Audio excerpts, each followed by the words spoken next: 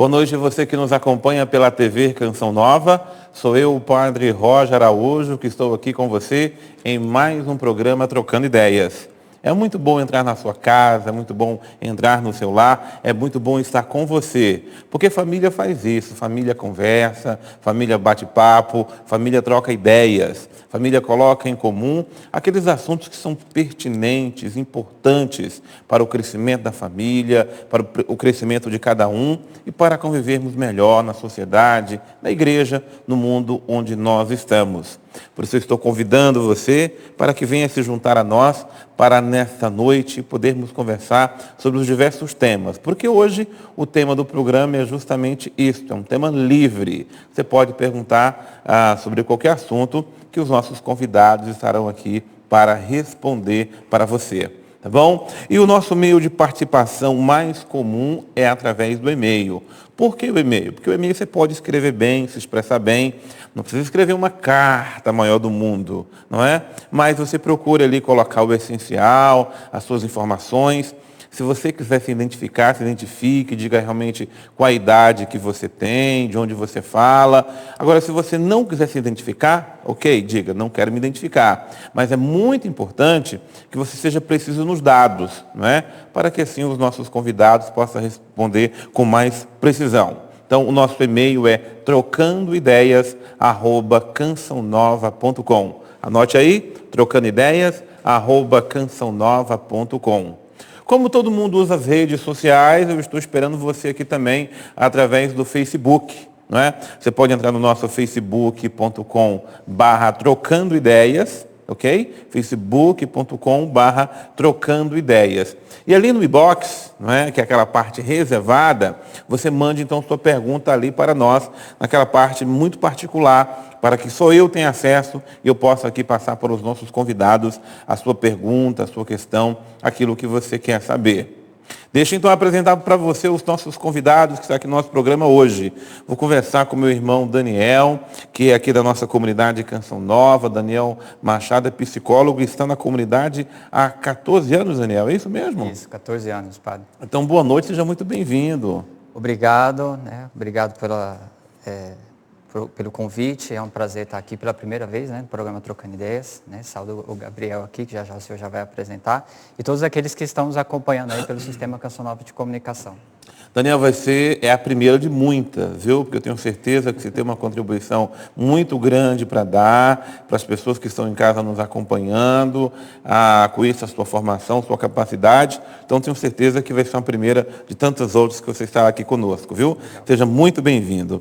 E aqui, com muita alegria, eu apresento o Gabriel Marquim, não é? Ele é o fundador da comunidade dos Viventes. Já a gente fala sobre a sua comunidade, mas deixa eu dizer o seguinte, tem que apresentar o currículo dele para saber o que a gente está se falando, tá? O Gabriel, ele é formado em jornalismo pela Universidade Católica de Pernambuco, é mestre em comunicação pela Universidade Federal de Pernambuco, já atuou como repórter, produtor, apresentador de veículos de comunicação, Rádio CBN, Jornal do Comércio, e atualmente é professor universitário e presidente da Comissão de Educação da Arquidiocese de Olinda, Recife, e, é claro, o fundador da comunidade dos Viventes. Eu achei muito bonito o nome da sua comunidade.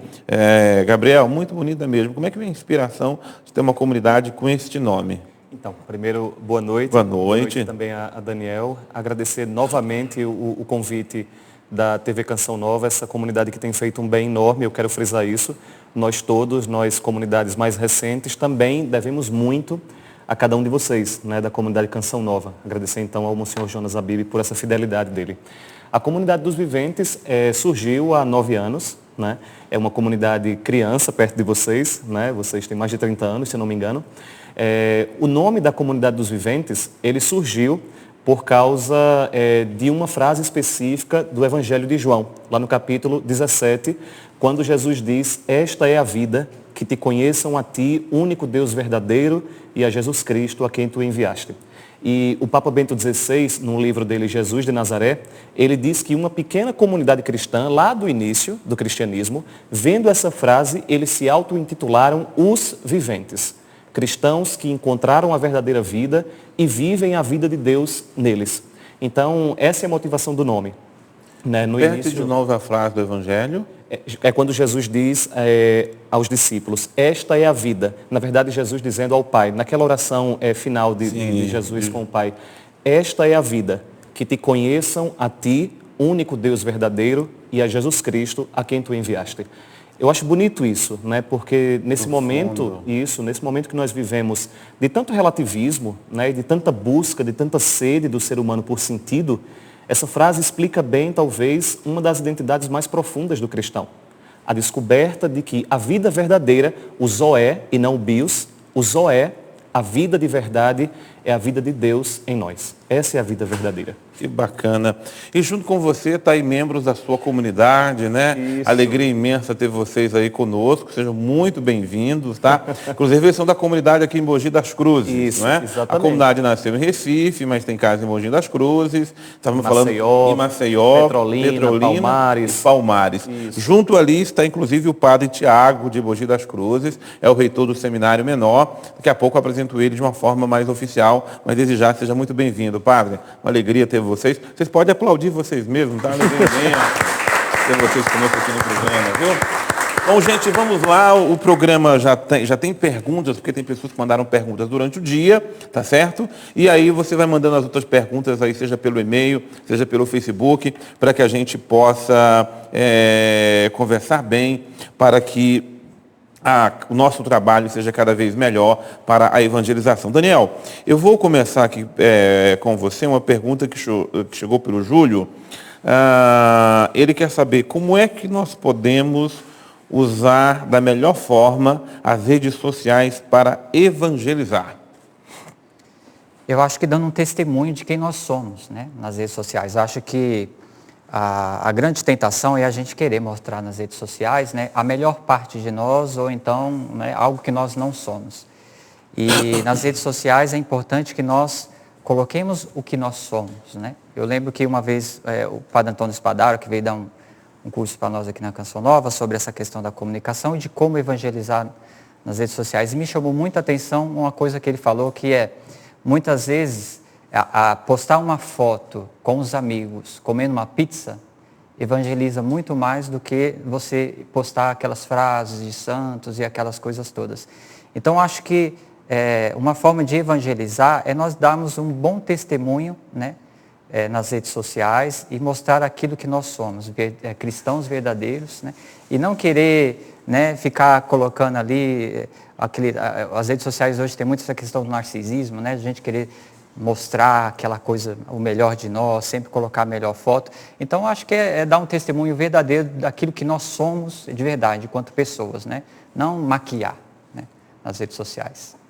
Agora, Gabriel, você não acha que as pessoas estão se expondo demais nas redes sociais?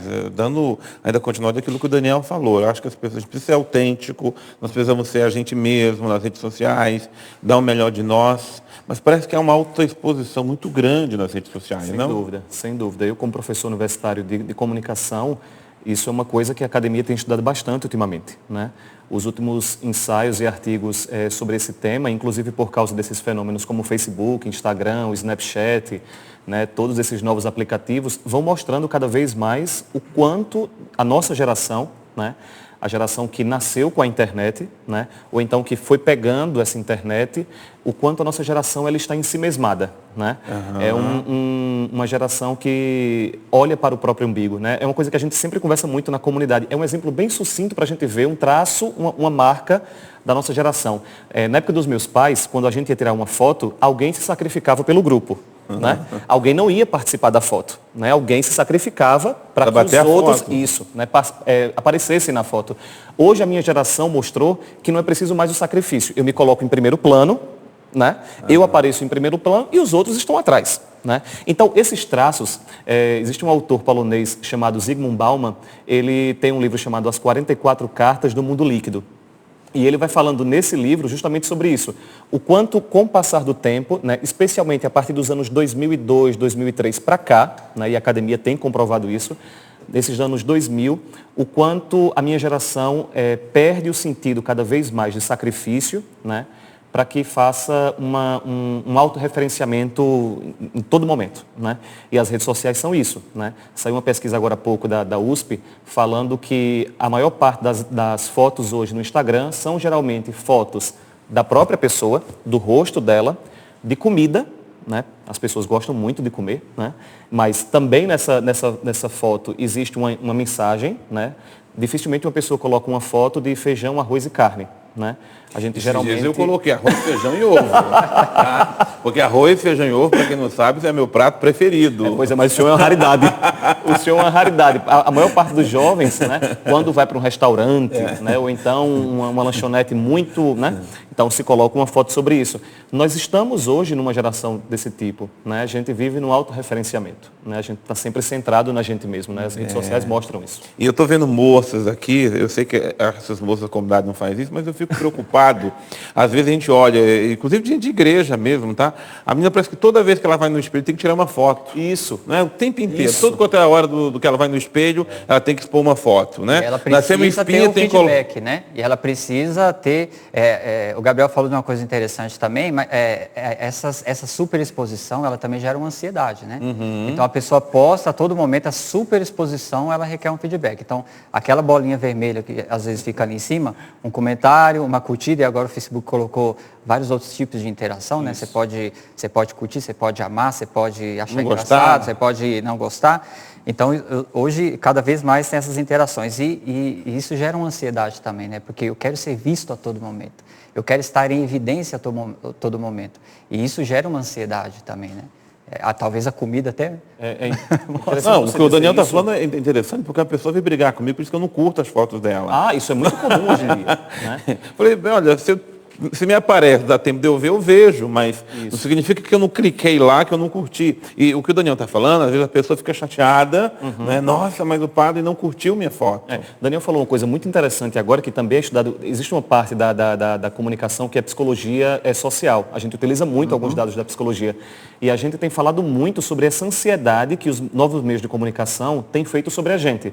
Por exemplo, o exemplo é claro, todos nós vamos lembrar disso, o WhatsApp. Né? Você manda uma mensagem e quando fica azul, que significa que alguém viu sua mensagem, você espera que aquilo seja respondido no mesmo instante. Né? A gente vive nessa ansiedade. Saiu agora há pouco uma pesquisa de uma universidade nos Estados Unidos, dizendo que a nossa geração, né, especialmente dos anos 90, mas principalmente dos anos 2000 para cá, as pessoas estão dormindo menos 1h30 por noite, porque deitam, mas não dormem. Deitam e vão ver o celular.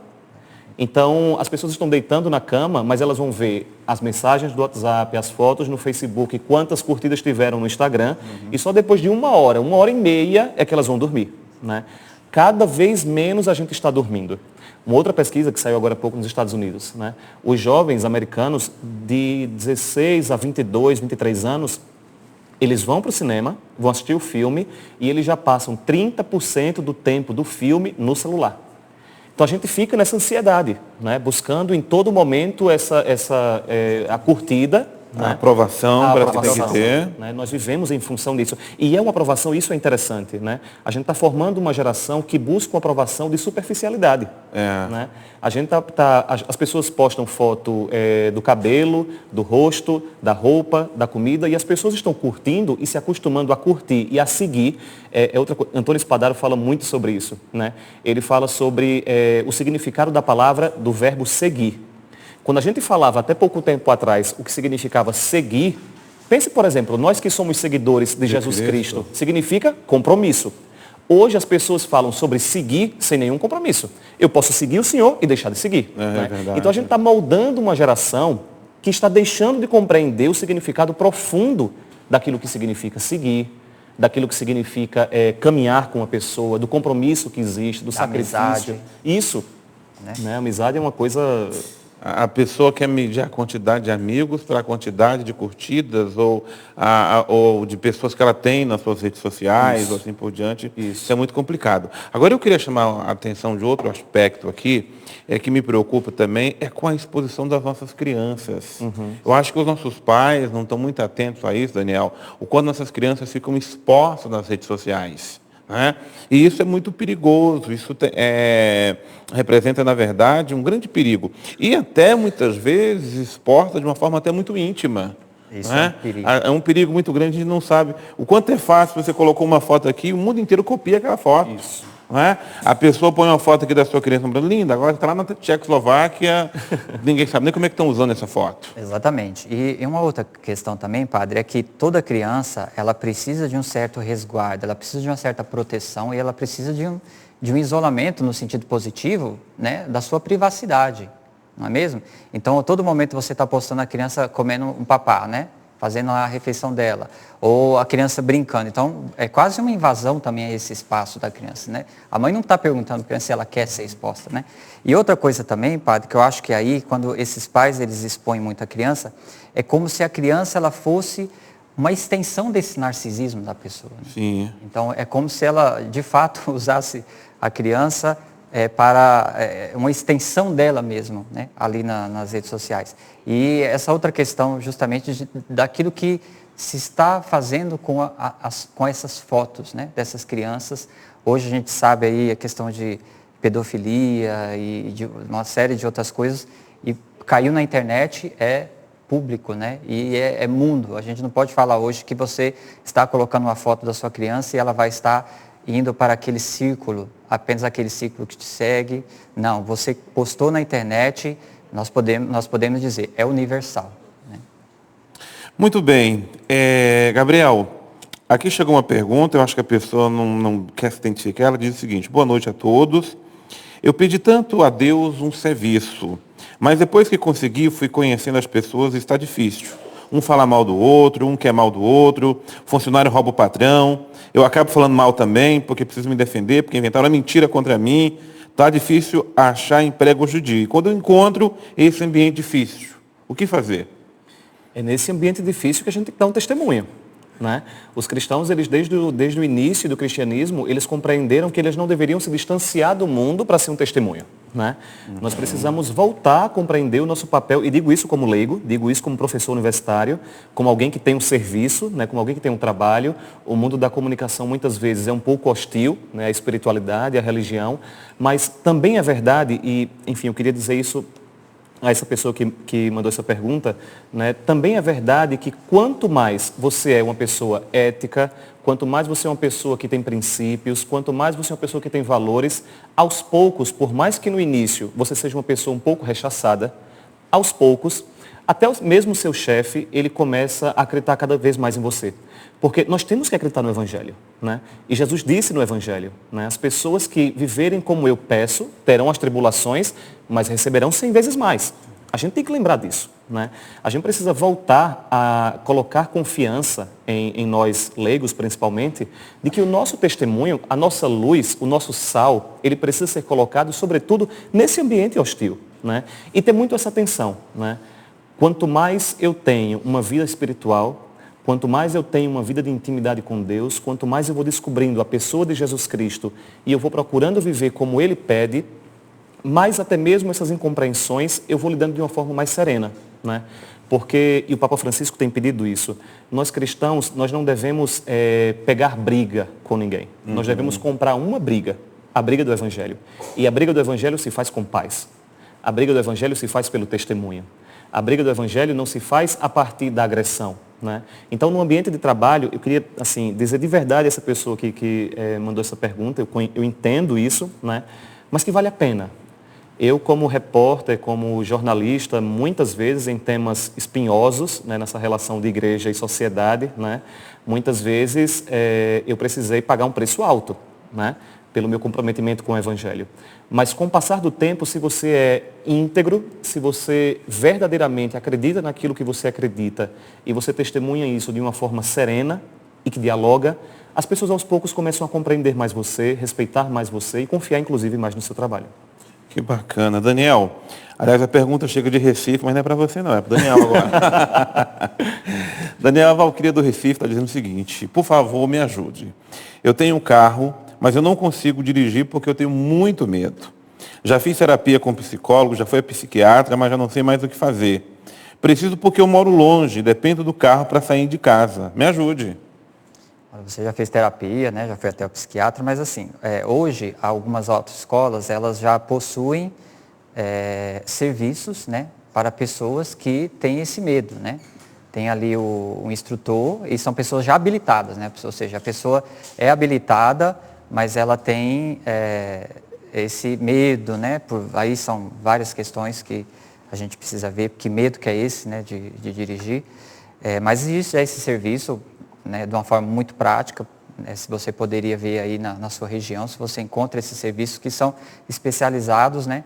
Agora, não tem jeito, porque você já fez uma terapia, já fez um acompanhamento, e tem certos medos que não tem jeito, você vai precisar enfrentar, né?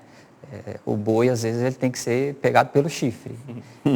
Então, o enfrentamento do medo, ele é muito importante nessas horas, mas eu não consigo. Mas se você ficar aí no seu ambiente, sentado, falando, eu não consigo, vai ser muito difícil, né? Então, uma coisa muito prática, né? Procure ver se você encontra esse serviço que as autoescolas já oferecem hoje, que para pessoas já habilitadas, mas que por algum motivo não conseguem habilitar, né? Não conseguem dirigir, e enfrente esse medo aí, peça ajuda a Deus, né? Reze, mas o medo ele precisa ser enfrentado. Combatido, né? Enfrentado. Tá certo, muito bem. Gabriel, a Jucinéia Almeida, não se identifica de onde que ela é, mas faz uma pergunta muito simples, mas muito importante. Ela quer saber da obrigatoriedade do dízimo. Tem que pagar 10% do que a pessoa ganha para o dízimo? Olha, talvez essa pergunta fosse melhor dirigida para o Padre Tiago e para o senhor, né? Que conhece essa realidade mais de dentro.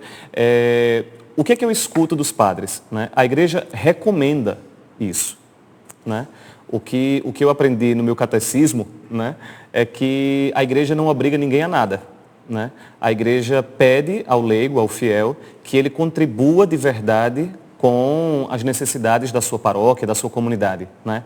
Eu não sei se era Chiara Lubick, Gino Giordani, mas algum desses grandes homens, né, dizia o seguinte: a caridade só é caridade quando ela atinge o bolso. Enquanto a gente não coloca a mão no bolso, a caridade se torna uma palavra. Né?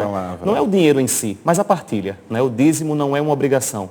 O dízimo é um convite a uma compreensão muito mais profunda do que significam aquelas primeiras comunidades cristãs.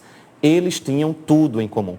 A igreja, como é mais sábia do que eu, ela compreende que tudo é mais difícil. Então ela sugere ao fiel que ele coloque alguma coisa em comum. E eu acho que é importante aqui frisar essa questão do dízimo, porque isso expressa realmente o nosso compromisso de fé também. Isso. Não é? Quando a gente tem compromisso com Deus, a gente é comprometido na integridade. Uhum.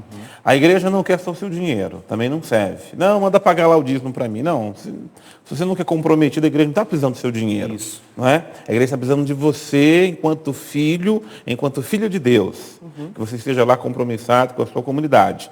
Isso você vai manifestar com aquilo que você é, com aquilo que você tem e com aquilo que realmente são suas aspirações. Por quê? Porque Deus nos quer inteiro para Ele. Não é? Então, quando a gente é livre para Deus, nós também assim o fazemos. Eu acho que a igreja ela não fica frisando, tem que pagar o dízimo, porque se você pegar os evangelhos para ler, Jesus não fica falando do dízimo. Isso. Não é? Mas é interessante que quando a pessoa assume um compromisso com Deus, quanto mais ela busca ser de Deus, isso vai tocar na consciência dela, na responsabilidade de cristão dela. Não é? Então, eu acho que isso é compromisso de fé com você. Óbvio que quem pode pagar 1%, 2%, 3%, pague, não é, de acordo com a sua generosidade, com a sua possibilidade. Quem consegue pagar os 10%, louvado seja Deus, bendito seja Deus. E aí eu chamo a atenção o seguinte: o dízimo ele tem que ser pago primeiro para a comunidade a qual nós fazemos parte. Então você é da paróquia A, da paróquia B, não é? Você é da paróquia do Padre Tiago, daqui a pouco vão até perguntar para eles, estão pagando o dízimo lá. É importante que você pague o dízimo na sua paróquia em que você está. Você não pode negligenciar o dízimo da sua comunidade que você faz parte. Agora, você pode pegar o seu dízimo também e dividi-lo, né? Ou seja, dá aquela parte que é da paróquia que não pode faltar e faça com a outra parte, a divisão do seu dízimo. Por exemplo, tem gente que paga parte do dízimo aqui para a comunidade Canção Nova, ou ajuda uma obra de caridade, ou uma outra obra assistencial e assim por diante. O que você não pode é deixar de pagar o dízimo na sua comunidade. Isso é compromisso de fé. É sinal que alguém está comprometido com a sua paróquia e com a sua comunidade. Do mesmo jeito que eu não quero só que a pessoa contribua com a canção, não, eu vou ter que contribuir com a canção nova. Contribua com a canção nova. Mas se você não tem um compromisso com o dízimo, isso não é um bom sinal. É um sinal de que você não amadureceu com a sua fé e é um sinal também de que você não está comprometido com a sua comunidade. Tá? Não é o padre que vai te cobrar, mas é interessante que quando tem aqui, hoje é porque fala muito pouco dos 5 mandamentos da igreja, não é? Inclusive o 5º mandamento da igreja é justamente esse, pagar o dízimo segundo o costume. Tá? Então é importante que você realmente tenha esse compromisso de fé. Bom, a conversa está muito boa, mas a gente tem que ir para o intervalo agora. A Fernanda está ali já me mostrando o tempo, tá ok? Nós vamos agora então para um breve intervalo, é só para tomar aqui um pouquinho de água só, e nós já voltamos com você, trocando ideias. Você viu como é rápido demais? Nós já estamos de volta, então, com o nosso segundo tempo do nosso programa Trocando Ideias. Mas eu já aproveito para fazer um convite muito especial para você. Olha, mês de julho está chegando, nós já estamos quase na metade do mês de junho. Nós vamos iniciar aqui na Canção Nova, no mês de julho, vamos dar a partida no mês com um acampamento muito especial. É o acampamento Curados para Amar. Esse é um acampamento de cura interior, com a presença do padre Adriano Zandoná, da Salete Ferreira e do Eugênio Jorge. Então eu queria convidar você para colocar aí na sua agenda, tá? Do dia 1º ao dia 3 de julho. É um final de semana e você pode passar esse final de semana conosco, porque eu tenho certeza que Deus tem curas para fazer no meu coração, no seu coração, no coração de cada um de nós, tá bom? Não deixe de colocar isso na sua agenda, não. Bom, no bloco anterior nós terminamos falando sobre dízimo e eu vou aproveitar que tem um padre que está aqui conosco, além de mim, também Deus ser padre também, mas já aproveitar para apresentar o padre Tiago. Ele é o reitor do seminário menor lá em Mogi das Cruzes. Aproveito para mandar um abraço assim, enorme para Dom Pedro Estriguini, viu? Nosso bispo querido. O senhor é sacerdote há quantos anos? Sacerdote há 3 anos e meio. Que coisa boa. E já ordenou padre e já foi para o seminário? Exatamente. Coisa boa. Padre, o que o senhor fala para nós, então, sobre a questão do dízimo? O dízimo é um gesto que representa o nosso compromisso de fé. Então, aqui, até agora, a gente tem falado bastante sobre o comprometimento com a fé. E o dízimo é uma expressão. Muito mais que um percentual, muito mais que uma quantidade. O dízimo representa que nós queremos também fazer a caridade de modo especial para com aqueles mais necessitados. Então, essa é a importância do dízimo, fruto mesmo de uma obra, de uma caminhada espiritual que nós fazemos. Tá ótimo. Muito obrigado, padre, pela sua contribuição. E é uma alegria ter o senhor aqui conosco. Seja sempre muito bem-vindo. Muito obrigado. Um abraço a todos os seminaristas lá, porque a igreja espera com muito amor os sacerdotes que o senhor está preparando aí. Eu que agradeço a vocês a acolhida e um abraço também a todos de Mogi das Cruzes. Coisa boa. Obrigado, padre. Muito bem. Vou agora aqui para o meu querido Daniel. Daniel, a pessoa também não se identifica, ela diz apenas que é da Bahia e ela se sente uma pessoa muito pessimista. Ela pensa em muitas coisas de ruim que possa acontecer com ela, onde ela está andando de carro, ela pensa que vai acontecer logo um acidente com aquele carro. Se os filhos saem para algum lugar, ela já acha que não vão cuidar direito dos filhos, que vai acontecer alguma coisa de ruim com os filhos. Enfim, ela tem sempre aquela visão de que uma coisa ruim está para acontecer. Então, isso já é um sintoma de ansiedade, né? Que nós falávamos aqui antigamente. Porque o que é a pessoa ansiosa? A pessoa ansiosa, ela deixa de viver o presente e ela se preocupa demasiadamente com o futuro, com o que vai acontecer depois. Então, se ela sai de carro, é o que vai acontecer com o carro. Se os filhos saem, né, para a rua, então é o que vai... Então, é sempre no futuro, né? Sempre preocupada com o futuro, uma preocupação em excesso. Agora, precisa ver como que... está esse grau de ansiedade, porque a ansiedade ela é meio que como cumulativa, né? Você vai guardando e chega uma hora que você chega a questão de você já não quer mais sair de casa porque pode acontecer uma coisa na rua. Então você não vai cozinhar mais porque pode, né, acontecer alguma coisa no fogão. Então, quando a ansiedade ela fica demais, aí tem que procurar psiquiatra, tem que estar com todas essas questões. Então, eu diria para você, né, de repente, se você tem condições, de você já procurar um tratamento, procurar uma ajuda profissional, uma psicoterapia ajuda muito, porque a ansiedade é aquilo que eu estou guardando. Geralmente as pessoas que estão muito ansiosas sentem aquele aperto no peito, aquela coisa toda. Então, o fato de você poder falar mais de você, poder expressar suas preocupações, isso já vai dar um certo alívio, né? Então, só para, né, já é um início, podemos dizer assim, dessa ansiedade, né, excessiva. Então, só para você procurar já agora uma ajuda, de repente, para que isso não vá aí acumulando e você, né, possa aí até...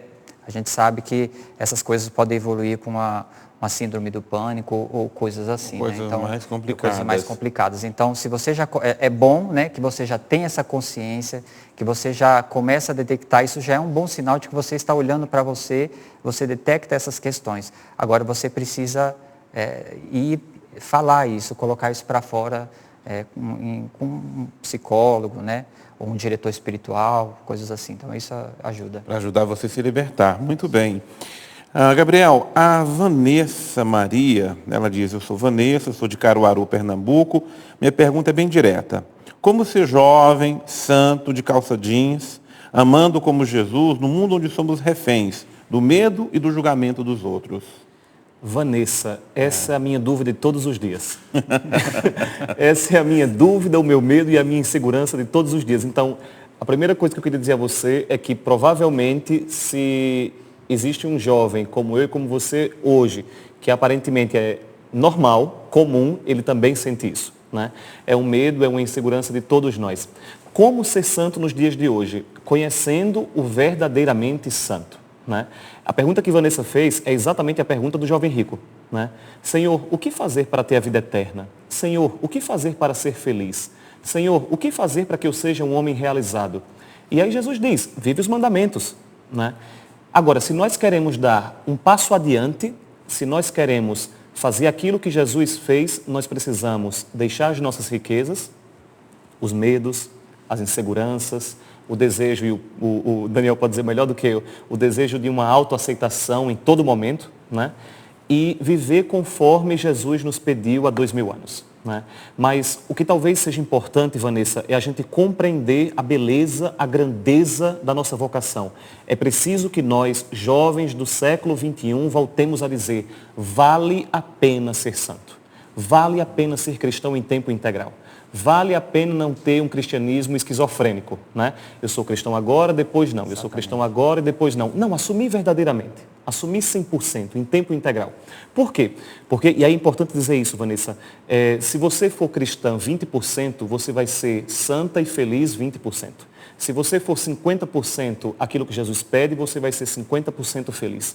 Mas se você for 100% aquilo que Jesus pede, você vai ser 100% realizada, né? O cristianismo é um caminho de realização do homem. Outra coisa importante, a gente precisa voltar a dizer às pessoas que para ser santas, elas precisam, antes de tudo, serem humanas. Né? As pessoas compreendem santidade hoje, Padre, como se elas precisassem descolar da humanidade. Né? Como eu quero ser santo, eu vou deixar de ser homem. Jesus nos criou homens. Jesus sabe a minha humanidade. Tem uma coisa que eu gosto muito de meditar na capela lá da comunidade, né, lá em Recife, é quando Jesus diz, se você quer me seguir, tome a sua cruz de cada dia e me siga. Veja, significa que eu posso seguir Jesus com as minhas cruzes, com as minhas debilidades, com os meus pecados. Né? Então, eu não devo deixar de ser homem para seguir Jesus. Eu preciso carregar a minha humanidade para seguir Jesus. E com o passar do tempo, porque santidade também é isso. Santidade é um projeto de vida, não é um projeto de dias. Dificilmente uma pessoa vai fazer como São Paulo, que de uma hora para outra tem um grande encontro com Jesus e muda profundamente a própria vida. Nós somos santos dia após dia. Eu acredito numa santidade construída como um projeto de vida. Se eu tenho a pretensão de ser santo agora e amanhã, e amanhã, e amanhã, eu vou conseguir ser santo agora e amanhã, e amanhã, e amanhã. Mas isso não significa minhas debilidades do dia a dia. Exatamente. Agora, de novo, a santidade é um projeto que vale a pena. A gente precisa dizer isso aos jovens de hoje. Vale a pena, porque quanto mais santo, mais feliz. Mais feliz. Eu lembrei agora de uma entrevista que eu vi do cardeal Saraiva Martins, que foi por quase o pontificado todo de João Paulo II, o prefeito para a Congregação da Causa dos Santos, né? E a pergunta era justamente essa, como ser santo no século XXI? Porque às vezes a gente tem aquela imagem dos santos dos séculos passados, do século passado, que viveram, que foram santos para a sua época, com as exigências próprias da sua época. E a pergunta é justamente essa: como ser santo no século XXI? E a resposta foi simples, né? O santo do século XXI é um homem genuíno, né? É um ser humano, né?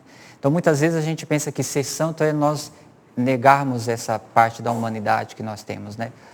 E é justamente essa parte que vai nos fazer santo, né? É justamente essa parte da qual a santidade vai repousar, e nós, inclusive, aceitando, lutando, mas integrando também as nossas próprias limitações e aquilo que é próprio da nossa existência, né? E aí eu quero acrescentar mais um elemento ao que vocês falaram, porque você dizia, o Daniel complementou aqui muito bem, que quanto mais santo eu sou feliz. E é muito importante dizer para os nossos jovens que jovem de igreja tem que ser jovem muito feliz e alegre. Isso. Né? Às vezes eu fico muito preocupado com alguns santos que ficam de cara amarrada o tempo inteiro. Parece que é tão pesaroso ser de Deus. É tão ruim, parece que rezar o terço. Parece que é tão opressor ir para a igreja. Né? Eu fico preocupado com santos de cara azeda. Né? Parece que está faltando o doce de Jesus aí. Né?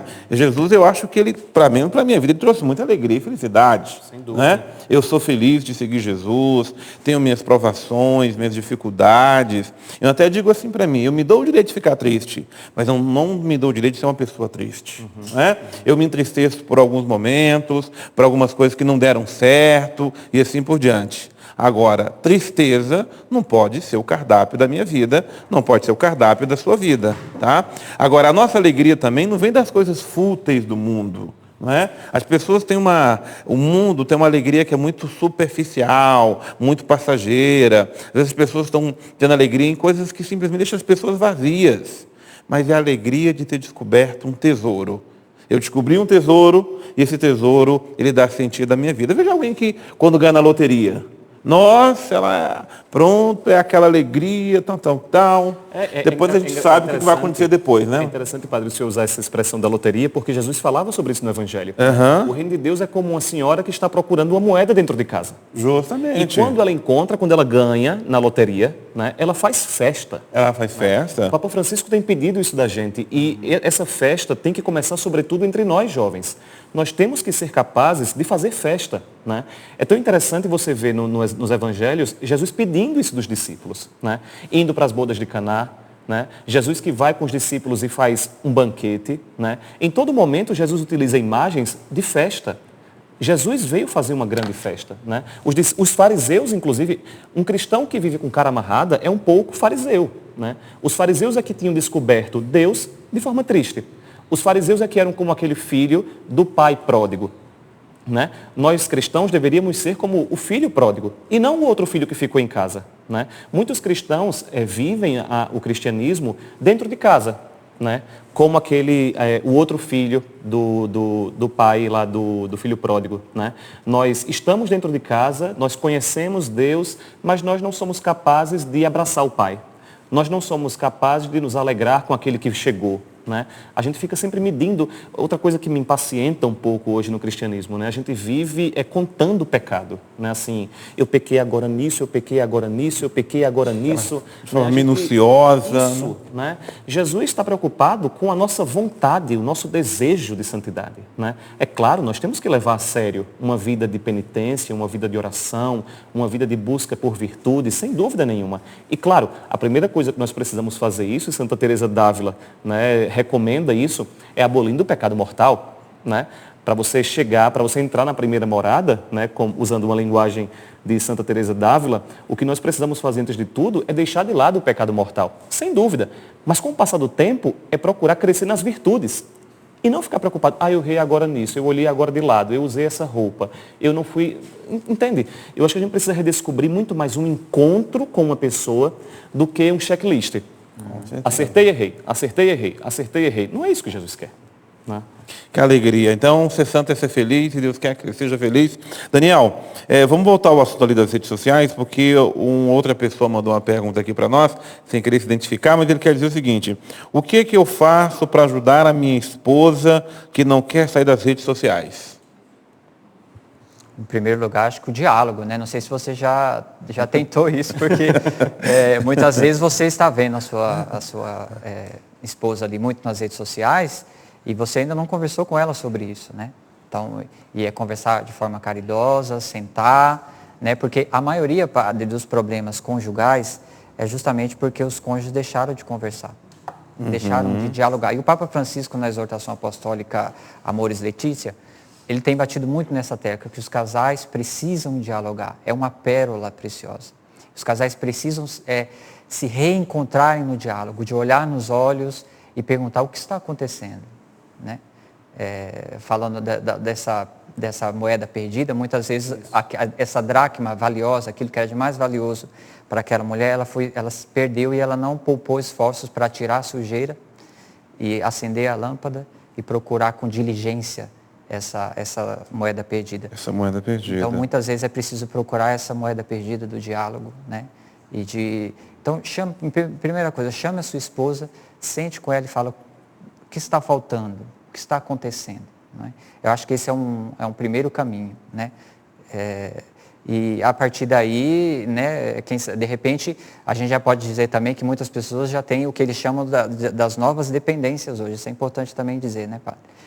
Que muitas vezes a internet está ali o tempo todo, já é considerado por muitos estudiosos como as novas dependências, né? Uma das novas vício mesmo, né? Então, se for o caso, não sei se chegou nesse extremo, é preciso também procurar uma ajuda, né? Não sei se você é religiosa, se você é religioso, se você tem aí uma comunidade também que possa lhe apoiar isso, um sacerdote ou alguém ali que trabalha com essa parte dos casais também. Hoje, graças a Deus, em muitas paróquias, né, tem pessoas que podem dar esse suporte para vocês. Então, procure, né?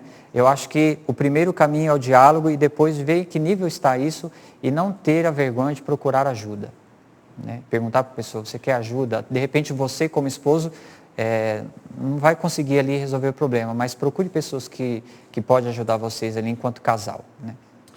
Bom, Gabriel, chegou duas perguntas para você aqui, praticamente parecidas uma com a outra, mas eu vou começar com o que já te conhece, né?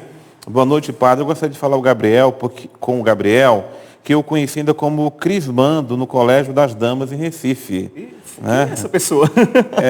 Fico muito feliz de vê-lo hoje como fundador de uma comunidade e gostaria muito de saber qual é o carisma da Comunidade dos Viventes, conhecer melhor a comunidade. Um abraço fraterno, não sei se ele vai se lembrar de mim, eu sou a Rafaela Fernandes, ex-aluna e tem ex-psicóloga, ela era uma psicóloga que atuava no Colégio das Damas, esposa do Assis Rocha, da comunidade Obra de Maria. Atualmente está em missão em Brasília. Conheço os dois. Conheço os dois. Então ela está te perguntando isso. Rafa. E aí também, a Mônica também faz a mesma pergunta. A Mônica Andrade.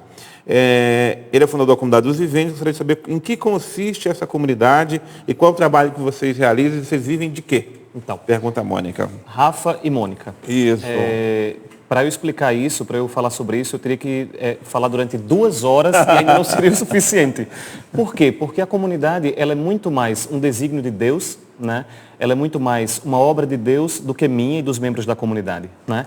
A Comunidade dos Viventes, ela surgiu em 2007, né? Há 9 anos, a partir de uma inquietação que eu particularmente tinha de procurar viver esse evangelho até as últimas consequências. Eu me perguntava onde estaria hoje Jesus Cristo, onde estaria hoje São Francisco. Aliado a isso, eu sempre tive um grande desejo, eu sempre quis ser um revolucionário, né? Eu aprendia nos livros de história, né, esses grandes homens e essas grandes mulheres que deram a vida por grandes projetos. E eu olhava para a minha geração, essa geração de Facebook e Instagram, e achava uma geração muito pobre, né? Uma geração muito acostumada com superficialidade. Eu me perguntava qual é a grande revolução que nós podemos fazer hoje no mundo, né? Qual é o grande sonho pelo qual eu posso empenhar a minha vida, né? A nossa vida tem grandes projetos, são projetos importantes, né? Fazer faculdade é importante, constituir uma família é importante, mas isso passa, né? Qual é o sonho da minha geração atualmente, né? Qual é a coisa pela qual eu poderia dar a minha vida? E eu imaginei que talvez o maior sonho que eu pudesse realizar seria repetir a vida de Jesus nos dias de hoje, né? Então, a Comunidade dos Viventes, o que ela deseja é formar novos Cristos. O que a comunidade dos viventes deseja, Padre, é fazer com que Jesus hoje esteja no ônibus, Jesus hoje esteja na faculdade, Jesus hoje esteja no trabalho, formar novos Cristos. Para fazer isso, o carisma da comunidade se resume numa frase específica do Evangelho de João, lá no capítulo 13. Quando João compreende que no lava-pés existe um mistério muito maior do que o ato, né? Quando João diz, Jesus tendo-os amado, amou-os até o fim, o que João está dizendo é que Jesus está fazendo de uma forma litúrgica no lava-pés aquilo que vai acontecer na cruz, no ato de amor extremo. Então, a comunidade dos viventes deseja, de forma muito sucinta, né, viver essa frase. Fazer com que os homens e as mulheres que abraçam esse sonho de repetir a vida de Jesus nos dias de hoje, amem até as últimas consequências. Deem a própria vida para que se instale novamente essa revolução evangélica. O Papa Francisco, e sobre isso eu queria frisar mesmo, vocês já perceberam o quanto eu falo sobre o Papa Francisco, porque eu particularmente tenho um grande carinho por ele, né? O Papa Francisco restabeleceu essa palavra na igreja, revolução. Nós temos que ser revolucionários. Um cristão que não é revolucionário não pode ser um cristão. Agora, uma revolução feita no Evangelho. Quem de fato vive o Evangelho, e os grandes revolucionários como São Francisco, Madre Teresa de Calcutá, o Monsenhor Jonas Abib, né, santos que já passaram por este mundo e santos que estão hoje vivendo sobre esta terra, que empenham a própria vida na vivência do Evangelho. Então a comunidade dos viventes é isso. Um punhado de homens e mulheres que querem dedicar a própria vida no ambiente em que elas estão para atualizar a vida do Cristo hoje, amando até o fim, amando até as últimas consequências. Amém, muito obrigado, muito bem respondido para nós. Daniel, ainda dá tempo de responder uma pergunta ainda. Eu acho que a pessoa se chama Dani Durro, é o que eu entendi aqui. Ele gostaria de perguntar para você como é que faz para ser santo no matrimônio. O matrimônio por si só já é um caminho de santidade. Aliás, toda vocação, né, ela... É bom lembrar aqui que eu sou padre, o Daniel é casado, já há quanto tempo, Daniel? Há 2 anos. Há 2 anos. E o Gabriel é celibatário. Isso. Coisa boa. Tá vendo? São vocações a qual Deus chama. E o Daniel quer frisar que é possível ser santo em cada uma delas, né, inclusive Daniel? o matrimônio, por si só, você viver no matrimônio já é um caminho de santidade. Você não precisa... É um sacramento. Já é um sacramento, né? É um sinal visível de Cristo ali, né? Vocês como casal. Então, repare que a convivência a dois, a convivência dela não é fácil, né? Assim como os padres que precisam, tem também as suas exigências próprias do chamado, né? Então, eu diria assim, viva integralmente o seu matrimônio ali na relação com a sua esposa, aquilo que o Papa Francisco falou muito, a questão do diálogo, ele falava muito para os casais, né? Tem dia que voa pratos, né? Tem dia que a coisa pega, né, no matrimônio. Mas às vezes um gesto, não precisa nem falar, o Papa fala muito isso, né? Mas às vezes um gesto de carinho, né? Um gesto simples, né? De carinho. Esse final de semana mesmo, por exemplo, minha esposa está grávida, né? E aí tem as dificuldades do enjoo, está ali nos primeiros meses, né? Olha, eu passei o final de semana inteiro, né? Esse próximo final de semana, lavando louça, né? Você é uma coisa que que são coisas simples que a gente vai fazendo no matrimônio e isso vai nos tornando pessoas santas, né? Que muitas vezes nessa pergunta, o que eu posso fazer, né, para ter um matrimônio santo, a gente quer caçar coisas fora e essas coisas já estão dentro. Então, viva aquilo que já está ao seu alcance. E isso vai te fazer santo. Coisa boa. E eu tenho certeza que viver de uma forma íntegra o matrimônio, não é? Se dedicando para as exigências próprias, não é, do matrimônio, você vai tornar-se um grande santo, uma grande santa, não é? Porque o matrimônio, por si mesmo, ele tem as suas exigências.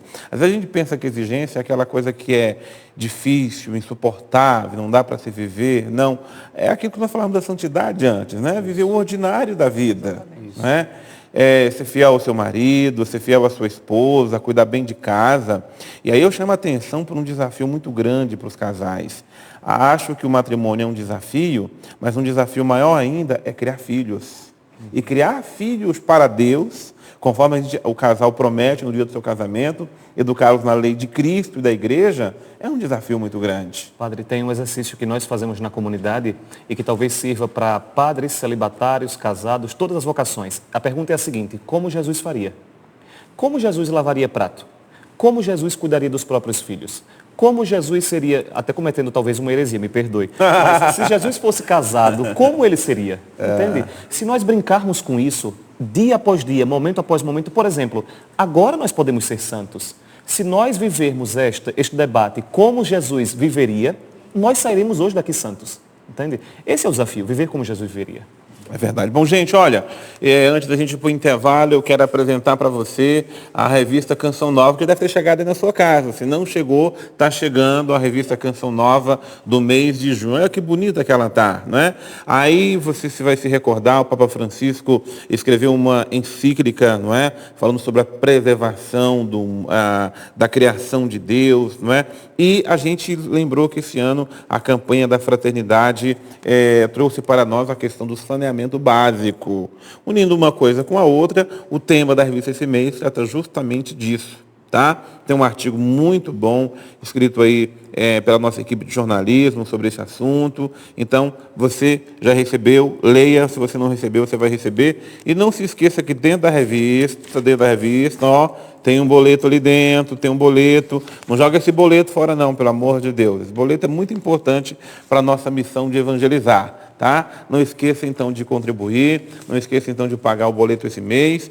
E se você não é sócio, é muito simples. Você pode ligar agora para nós no 12 3186 2600 e dizer: eu quero me tornar um sócio da Canção Nova. Eu era sócio, deixei de ser, então volte a ser hoje mesmo. Ligue para nós, 3186-2600, o nosso DDD é o 12 e nós estamos aqui à sua disposição esperando a sua ligação. Nós vamos agora para mais um breve intervalo e daqui a pouco nós voltamos com você. Estou de volta com você, e nós estamos de volta com você no nosso programa Trocando Ideias. É muito bom trocar ideia com você, conversar com você, podermos realmente conversar de tantos assuntos, né? E obrigado a você que está nos mandando perguntas, está mandando questões. Eu vou fazer o possível, tá? Para ir conseguir colocando as perguntas de cada um que está chegando aqui, porque é muito bom realmente ter a participação de todos vocês. É assim que o nosso programa vai ficando cada vez mais rico, tá bom? Eu estou aqui com um pouco de dificuldade para abrir o e-mail pela disposição que está aqui, mas vamos ver se eu consigo aqui abrir essa outra pergunta que chegou agora. A Camila, por exemplo, Camila, padre, eu gostaria de... Aí não sai aqui Bom, vamos desmarcar aqui, ok, vamos agora tentar de novo, tá? Aí vamos ver se daqui a pouco chega, então, a pergunta daquela pessoa que quer mandar aqui a pergunta para nós. As complicações das novas tecnologias. São as... Eu acho até que é legal, sabe por quê? Porque está chegando bastante perguntas aqui para nós e a gente está querendo colocar em prática aqui todas as perguntas. Vamos lá, então. Vou começar... uma pergunta bem direta, viu? Do dízimo, nós já fizemos a pergunta do dízimo aqui, tá? Mas eu vou voltar, porque eu achei muito interessante aqui essa pergunta. A Magnólia está perguntando aqui para você, Gabriel. O dízimo se refere apenas a dinheiro, à igreja, ou relaciona-se também a serviços de caridades, pastorais, ou dinheiro dado aos necessitados? Magnólia. É a Magnólia.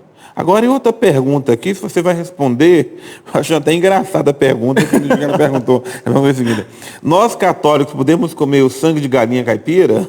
Eu espero que sim. Eu não tenho certeza. Não tem nenhum problema, não? Eu acredito que não. Assim, no interior, pelo menos, nós comemos isso com muita tranquilidade. Faz o que com o sangue da galinha? Tudo certo, não tem nenhum problema. Assim, eu não tenho nenhum dote culinário, mas... Aproveita tudo. Veja bem, eu acho a única preocupação é se tivesse restrição em alguma coisa a respeito de... tiver problema para a saúde. Não, né? Mas se não tem problema, não tem porquê. Não, Jesus Cristo aboliu todas essas prescrições. Tá certo. A pergunta que ela faz sobre o dízimo e obras de caridade. O que eu diria, Magnólia, vamos partir de um princípio. Se nós dessemos 10% da nossa própria vida a Deus, 10% do nosso dinheiro seria irrisório. né? Voltando àquilo que a gente conversou, o que a igreja pede não é 10% do nosso dinheiro. O que a igreja pede é 100% do nosso compromisso com Deus. A igreja, as pessoas muitas vezes se preocupam demais pensando assim, é o meu compromisso com a igreja. O compromisso com a igreja é somente uma repercussão do seu compromisso com Deus, né? Nós católicos temos uma visão da igreja muito mais profunda do que uma mera análise sociológica da igreja. Não sei se era João Paulo II, mas um papa costumava dizer o seguinte, a igreja é muito mais um dado espiritual do que um dado sociológico, né? A igreja é muito mais corpo de Cristo do que dinheiro que nós depositamos na conta da paróquia. Então, muito mais, Magnólia, se nós dermos 10% da nossa vida a Deus, isso é o mais importante, né? Se nós conseguirmos ser capazes de dar 10% do nosso tempo, 10% da nossa vida, 10% do nosso coração, o 10% de dinheiro com relação ao dinheiro físico, ou, por exemplo, 10% do nosso tempo a uma obra de caridade, é somente uma consequência do nosso amor, da nossa fidelidade por Deus. Coisa boa. Daniel, vamos falar um pouco da morte? Aliás, falar da morte é falar da vida, porque para nós cristãos a morte tem um significado muito profundo, muito belo, né? Por isso, olha só, boa noite. Minha avó faleceu hoje. Meus sentimentos a você, tá, querida? E mesmo com 102 anos, a dor é muito profunda. Como lidar com a morte? Como viver o luto de forma cristã e serena? A vontade de se recolher e não estar em contato com as pessoas é normal? É a Kátia Lima, de João Pessoa, Paraíba. Kátia. Bom, é absolutamente normal aquilo que você está vivendo, tá? O fato de você se isolar um pouco das pessoas, do mundo que o cerca, é justamente isso que é o viver o luto, né? Hoje, inclusive, uma crítica que eu faço é que as pessoas hoje dificilmente vivem esse processo de luto, né? Os antigos viviam mais, né? Então, se isolavam, desligava a TV, o rádio, e a casa ficava naquele processo, né, naquele tempo de viver mesmo a dor, né? Porque a morte, ela é um dado existencial, ou seja, todos nós vamos chegar ao fim, né? E aí, como ela fala, como viver de forma cristã, eu acho que nenhum religião, o cristianismo, ele de fato nos ensinou a como viver a morte. Cristo nos ensinou a viver a morte. Em que sentido? De que a morte, ela não é de fato um fim, né? Ela é uma passagem, né? Vamos dizer assim. E é promessa de Cristo, né? Então, o luto, ele é preciso que você viva, que você respeite esse tempo, né? A perda da sua avó. Viva isso.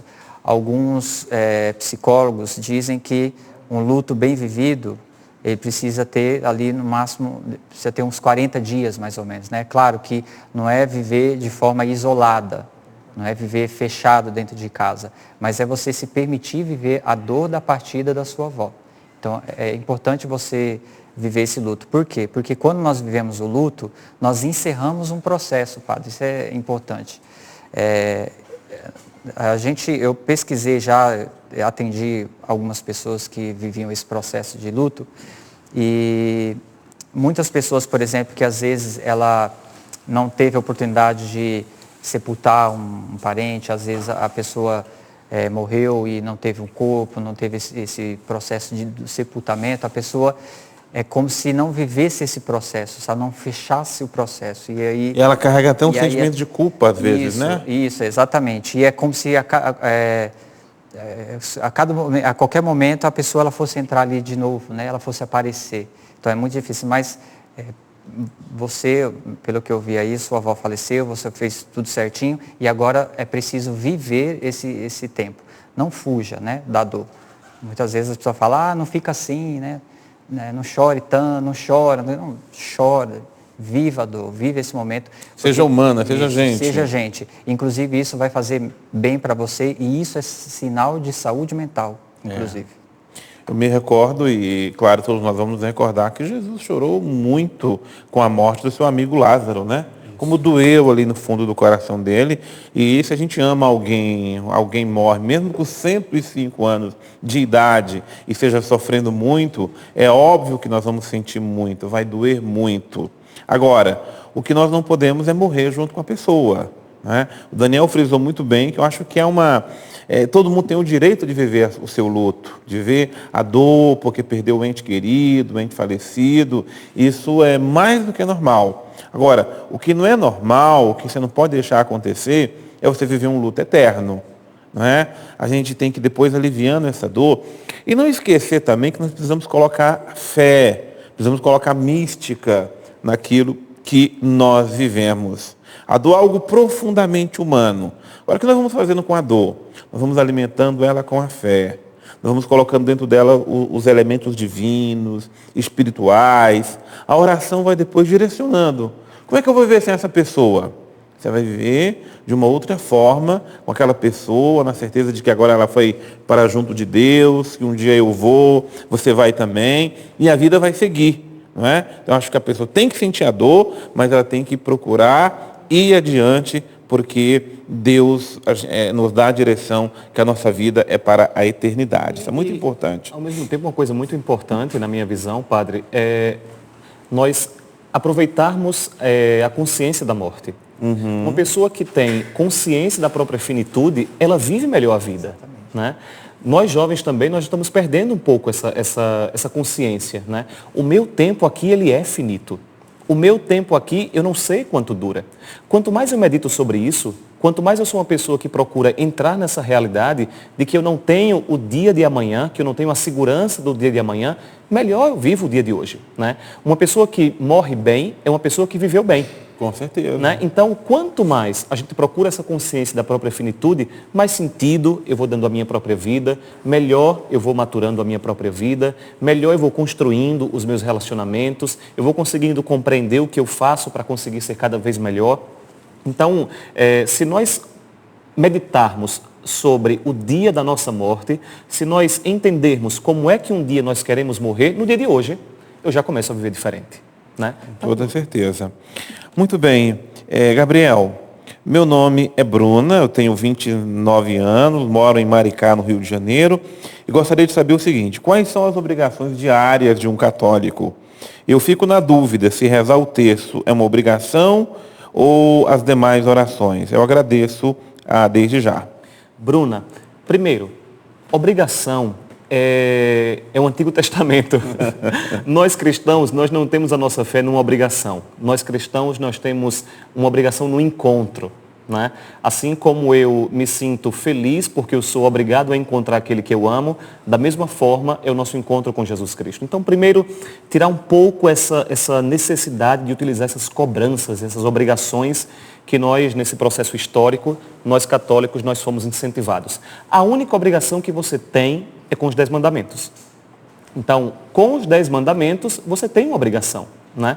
Quando o jovem rico, lá voltando ao famoso jovem rico, né, quando ele pergunta a Jesus o que fazer para ganhar a vida eterna, o que Jesus pede é: viva os mandamentos. Só isso.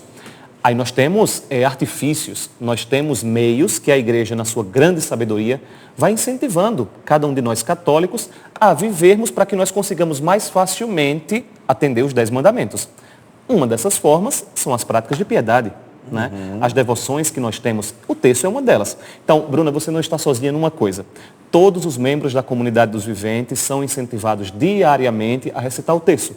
Mas veja, nós somos incentivados, nós somos convidados. Né? Então, só uma sugestão para a Bruna, né? Utilizando um pouco a nomenclatura que nós usamos na comunidade, nós somos obrigados, Bruna, aspas, nessa obrigação, nós somos chamados, nós somos convidados a dar 5 passos diariamente. O membro da comunidade, ele dá diariamente 5 passos. O primeiro, o silêncio. O que é o silêncio? A oração pessoal. Muito mais do que falar, não é dar uma palestra para Deus, porque muitas pessoas rezam dando palestra para Deus. Né? Então, não é isso. É esse momento de intimidade, de silêncio, de recolhimento, de vida íntima. Isso. É a sensibilidade de entender o Espírito. Então, o silêncio. Depois, a seta. Né? A leitura espiritual diária, compreendendo através dos santos o que eles nos apontam para Deus. Por isso a seta, né? Aprender dos santos, aprender diariamente dos santos. Depois o terço, a recitação do terço, essa intimidade com Nossa Senhora, contemplar os mistérios da vida de Deus através do olhar de Nossa Senhora. Depois o selo. O que é o selo? É ser Jesus. Diariamente os membros da comunidade, eles são chamados, e aí eu gostaria de dizer quase obrigados mesmo, porque isso é muito importante, diariamente viver algum aspecto da vida de Jesus. Como Jesus viveria isso agora? Sê-lo, ser Jesus em cada momento da vida. E por último, a Eucaristia. Os membros da comunidade, eles são chamados, convidados a ir à missa todos os dias. Mas claro, nós somos profissionais, nós somos estudantes, pai e mãe, nós sabemos que muitas vezes é difícil comparecer à missa diariamente, essa agonia que nós temos hoje nas cidades. Então, nunca é uma obrigação. Os passos são um caminho para esse encontro com Deus. Então, Bruna, uma sugestão, dê os passos. Dando os passos, você é mais facilmente levado ao encontro com Deus. Isso é o fundamental. Coisa boa, muito bem. Daniel, a pessoa não quer se identificar, mas pergunta a você o seguinte: o que eu posso fazer para que eu me confesse? Porque eu tenho vergonha dos padres. Eu vivo pedindo a Deus coragem para isso. O medo dos padres, né? Acho que uma parte interessante, eu sempre falo isso para as pessoas que geralmente eu atendo, é você devolver a pergunta para você mesmo. Por que eu tenho esse medo dos padres, né? Será que você viveu alguma coisa com... Não sei, padre, será que você viveu alguma... Um trauma, difícil, né? Você foi exposta, né? Não sei, por algum padre. Então, saber por que esse medo dos padres, né? A gente sabe que a confissão, ela é um segredo, é um sigilo absoluto, né?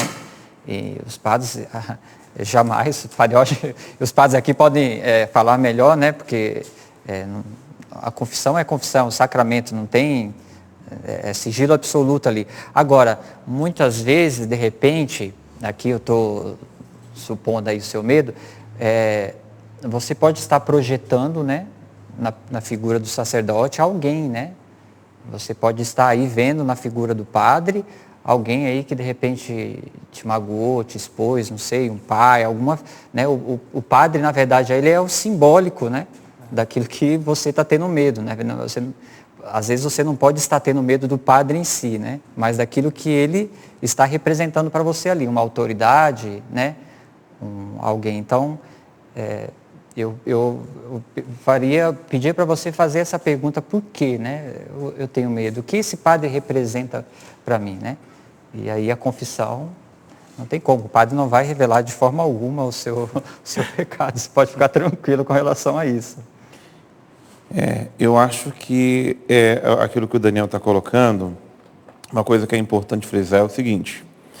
Primeiro, retomar a consciência do que é confissão. Porque se a pessoa também não tem consciência daquilo que é a confissão não vai ser eficaz para ela, não vai ser eficaz para você. Né? Não interessa para mim, padre, o seu pecado. Interessa para mim a sua pessoa. Tá? Agora, nenhuma pessoa vem confessar para mim. Eu não tenho o poder de perdoar pecados. Quem sou eu, né? Quem somos nós, pobres mortais? Agora, quando você toma consciência de que é Deus que nos perdoa, é Deus que nos acolhe, é Deus que nos dá a absolvição dos nossos pecados, a gente vai com uma outra visão da coisa. Agora, eu volto a dizer, é muito importante você primeiro se reciclar, que a palavra reciclar mesmo como cristão. Precisa, às vezes, a gente tomar consciência de algumas coisas básicas da vida. Uma delas é o sacramento da confissão. Não é? Por que ela é importante para mim? O que acontece com a confissão? De que forma a confissão me lava, me purifica, me renova, me transforma? De que forma a confissão ela age na minha vida? Não é? Pode ser que você tenha passado por algum constrangimento, algum medo, algum trauma, mas isso vale para todas as situações da vida. Supera, passa adiante, vai para frente. Eu só digo a você uma coisa: a confissão é um bálsamo, um remédio divino, uma graça, um presente de Deus para nós. Eu gosto tanto de atender confissão, como amo me confessar, porque eu sei que é Deus que me dá dando sempre uma chance para eu poder recomeçar, para eu poder me renovar, para eu ir com uma graça nova seguir no seu caminho. Então diga a você, não tenha medo de se confessar não, tá? Você só tem a ganhar graça sobre graça, porque é um sacramento realmente maravilhoso que Deus nos concedeu. não é?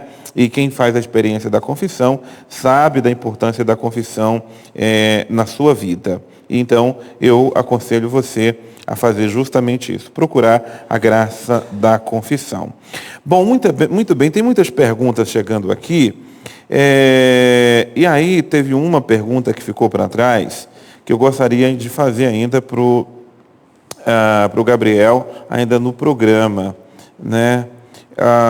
Que foi justamente, deixa eu ver se eu acho aqui a pergunta, que perguntou sobre aquilo que é específico, inclusive, da sua profissão, tá? Que é a questão da comunicação. A pergunta ela vai estar aqui. Hoje está um pouco assim difícil aqui para lidar com esse aparelho aqui, porque eu clico, aí... Olha só, boa noite, eu sou do Ceará, prefiro não me identificar, sou católico, tenho 14 anos. Tenho 14 anos de idade, fui coroinha, porém eu gosto muito de pesquisar sobre religiões. Bom, eu tenho 14 anos. Mas, ultimamente, em minhas pesquisas, eu me deparei com um conhecimento muito antigo. E gostaria de saber o ponto de vista da igreja para com ele. Gostaria de entender a posição da igreja para com os conhecimentos cabalísticos. Eu estou achando interessante que ele é muito jovem, né? Sou católico, ele é católico há 15 anos. Melhor, eu sou católico há 14 anos, eu sou católico, não, ele é católico há 14 anos. Certo. Muito agora, novinho. com 14 anos pesquisando cabalismo, ele era um prodígio. Mas veja, eu sou católico ele falou que eu tenho 14 anos, mas é que é católico há 14 anos. E foi coroinha e gostaria de saber a sua opinião sobre. Então, minha sugestão é, primeiro, muito bom a pesquisa sobre outras religiões. Importantíssimo. O Papa Francisco também tem nos sugerido isso. Para quê? Não para amedrontar nossa fé, mas para fazer com que nós sejamos capazes de dialogar. Jesus dialogou sempre. Então, essa é a primeira coisa importante. Segundo, mais importante do que pesquisar tudo isso no Google, é melhor ir às fontes, né? A nossa geração, a minha geração especialmente, tem dado muita atenção àquilo que ela vê em qualquer site. Então, a minha sugestão sobre isso, sendo muito claro, porque eu também tenho pouco conhecimento sobre isso, procure uma pessoa mais experiente do que você e mais experiente do que o Google, mais confiável do que o Google, né? Então, provavelmente um sacerdote, né, uma pessoa que tenha bem mais caminhada, mais caminhada inclusive do que 14 anos, né? Talvez vai poder dar uma resposta mais adequada a isso. Muito bem. Eu vou chamar aqui o reitor do seminário. Cadê o padre Tiago? Passa ali para ele. O microfone está aí? Está ótimo, então. Chegou uma pergunta aqui sobre indulgência, não é? Nós já estamos no ano da misericórdia. Então, a Célia Regina pergunta o seguinte: eu tenho dúvidas sobre a indulgência. Eu posso pedir para o meu padre? Como é que eu faço para eu realmente conseguir indulgência? Esse ano da misericórdia é um ano muito especial em relação às indulgências, uma vez que aqueles que fazem peregrinação às igrejas, aos santuários com porta santa, aqueles que se confessam, aqueles que rezam na intenção do Santo Padre, fazem a sua comunhão, essas pessoas elas recebem a indulgência plenária por ocasião do jubileu do ano da misericórdia. Então a sugestão que eu te dou é essa, né? Que procure um lugar de peregrinação, faça a sua confissão, assim como a comunhão, reze na intenção do Santo Padre. E, é claro, mediante uma vida de caridade, certamente vai alcançar, como o Santo Padre sugere, a indulgência e o perdão de todos os pecados, que é o sentido das indulgências plenárias. Coisa boa. Muito obrigado, Padre, pela sua resposta. Daniel, a Paula Góes, de Jacarezinho, mandou aqui para nós através do Facebook, dizendo o seguinte: eu sou uma pessoa muito nervosa com tudo e com todos. Eu já tentei tomar remédios, mas tenho muito medo de me tornar dependente deles, dos remédios. E isso me atrapalha muito em casa, no trabalho, com os amigos. Por conta desse estresse e nervosismo, eu acabo sentindo sempre um vazio, uma sensação de que ninguém me ama. O que eu posso fazer para eliminar tanto nervosismo? Então, a primeira questão é com remédio, né? Eu não sei se você está tomando remédio por conta própria, então é preciso muito cuidado com isso, né? Então, o remédio, no seu caso aí, você está falando de nervosismo, também indica um quê aí de ansiedade, essas questões todas. Só no seu caso aí, só quem pode passar um remédio para você na questão do nervosismo seria um psiquiatra. Eu não sei se você, né, já teve um acompanhamento nesse sentido para na questão de medicamentosa. Então, se você está se automedicando, a primeira coisa que eu digo para você é pare, né? Procure uma ajuda nesse sentido, né? Agora, ela fala do nervosismo, é isso? Isso, e muito nervoso. Ela fica nervosa com qualquer situação. Então, a primeira questão é desde quando, né, você está nesse nervosismo? Procurar aí na sua vida se houve um gatilho, que nós chamamos na psicologia, porque você sempre foi uma pessoa nervosa. Então, a primeira pergunta é essa: você sempre foi essa pessoa nervosa? E como que esse nervosismo se manifestou ao longo da sua vida? Não. Então, nunca fui uma pessoa assim. Então, procure identificar a partir de quando, né, eu fiquei assim. Houve alguma ocasião, houve algum trauma, houve alguma questão que te deixou assim ansiosa, nervosa, você coloca no ambiente aí no trabalho e tal. Então, você fica ansiosa. Agora, não existe uma receita, né? Faça isso e vai acabar com o seu nervosismo. Deixar de ser nervosa. Eu tenho muito receio, muitas vezes, dessas questões de autoajuda, e até as pessoas pensam que essas questões que são interiores, padre, a gente se resolve meio com uma receita de bolo, né? Faça isso, coloque 3 xícaras e vai resolver o problema. Não, é preciso que você se questione e você investigue. Mas eu não consigo fazer isso. Então procure uma ajuda, né? Volto a dizer, uma psicoterapia vai te ajudar a entrar dentro de você mesmo e perceber essas questões, né, do nervosismo. O que está implícito nesse nervosismo? Essa ansiedade, eu acho que ninguém me ama. Ela já colocou aí nessa pergunta, né? Acho que nos ambientes que eu vou, acho que eu não sou, eu vejo que está todo mundo assim, eu não sou aceita. Então percebe que na sua própria pergunta existem questões que você próprio poderia fazer esses questionamentos para você mesmo, né? E um terapeuta, fazer uma psicoterapia nesse caso, vai te ajudar, porque as pessoas pensam que às vezes fazer terapia é para louco, né? Já está no psicólogo, então já está com problema. E não, o psicólogo, no caso, ele vai apenas caminhar com você, né? Ele vai ali questionando e fazendo você ter esse trabalho de entrar dentro de você mesmo e fazer esses questionamentos a partir dessas questões do nervosismo, né? Então, é uma dica que eu dou, se você puder, né? Busque ajuda, faça a psicoterapia, mas já digo que não existe assim uma receita que você vai fazer isso e vai assumir de uma vez o seu nervosismo, né? Gente, olha, tá bom demais trocar ideia, tá bom demais conversar, é sempre bom, mas o nosso tempo encerrou, não é? Veja que coisa. Então eu quero agradecer de coração, Gabriel Marquim, muito obrigado por ter vindo dar essa colaboração tão preciosa, e queremos dizer a você que queremos contar com você aqui tantas outras vezes. Sem dúvida. Quantas vezes Fernanda me pedir, eu virei uma alegrista na Canção Nova e pedi isso, né? Que nós continuemos sendo esse testemunho. Existe uma frase do Evangelho que eu gosto muito. Senhor, queremos ver Jesus. Né? As pessoas querem ver Jesus. As pessoas não querem teorizar sobre Jesus. Vamos convidar os cristãos hoje, especialmente os leigos e jovens, a nós sermos essa presença de Jesus. As pessoas querem ver. Sejamos nós essa imagem de Deus no mundo de hoje. Que beleza. Daniel Machado, meu irmão, muito obrigado pela sua colaboração conosco hoje no Trocando Ideias. Obrigado, padre, eu que agradeço, né? E queria mandar um abraço para minha esposa aí que está, né, me assistindo aí, aqui pela primeira vez no programa, né? E como foi feita a pergunta no início, né? Como ser santo no matrimônio, né? E dizer que como ela me faz santo, né? Como ela me faz melhor, como ela me impulsiona, né, na oração, para ser um homem melhor. Então, um beijo para você, meu amor. Obrigado pela convite. Coisa bonita, né, gente? Declaração, pode aplaudir. E assim nós encerramos. Tá aí. E assim nós encerramos mais um programa Trocando Ideias. Lembrando a você que na próxima semana nós estamos de volta. É sempre bom ter você conosco aqui na Canção Nova. Continue então acompanhando a nossa programação. Uma boa noite. Fiquem todos com Deus.